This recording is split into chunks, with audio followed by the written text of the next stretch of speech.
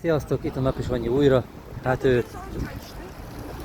reggel lejöttem, mert mi reggel délben fogadni egy vevőt, aki van egy konopi a kocsiban, megveszik. Aztán akkor még nem volt rajta büntetés a kocsin, hülye fejemben nem álltam arrébb, és megint ugyanúgy jártam most, mert délután azt gondoltam, hogy nem sokára megyek el, de aztán később indultam el, mint gondoltam, mert vevőkkel foglalkoztam. Hát nem tudom megfordítani a kamerát, mert valami nem enged a telefonom, de megint úgy jártam, mint tegnap rajta. Csodálatos 20 eurós csomag a kocsin. És még délben nem volt rajta. Na hát most meg igen, arrébb kellett volna álljak. El is fejtettem akkor arrébb állni. Ezért jobb az elektromos autó, egyszer azt béreltem, most meg ezt a dízeleset, ami végig jó, mert elektromosra megszívtam, hogy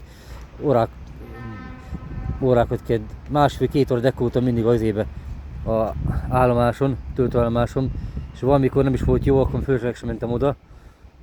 Ahogy meg itt van szembe az automata, itt pont szembe, én vettem parkolót, csak éppen nem olyan hosszú időre odaadtam 70 centet.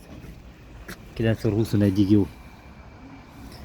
Na, most már jobb lett valamit csinálnom, hogy ne kellene mindig. Az a baj, ingyesben, de szinte legtöbbször nincsen hely. Ha van, akkor is csak ennek ilyen nagy kocsinak nincsen. Reggel 9-kor arrébb kell állni, mert nem tudtam mit csinálni igazából.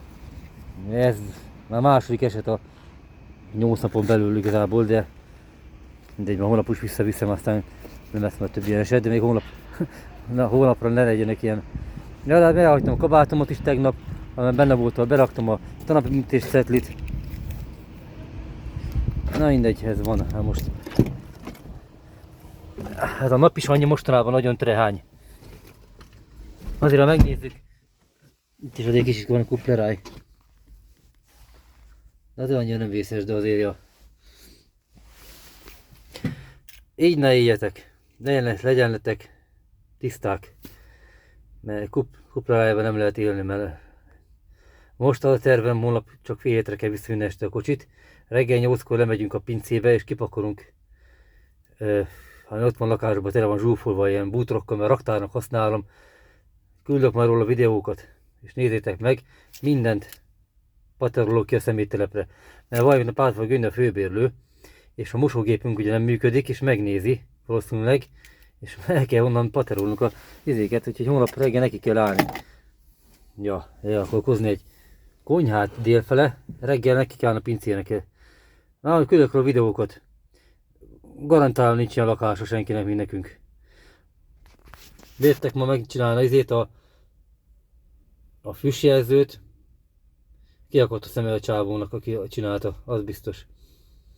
Na, iratkoztok fel, majd mutatok a lakásról tovább videókat.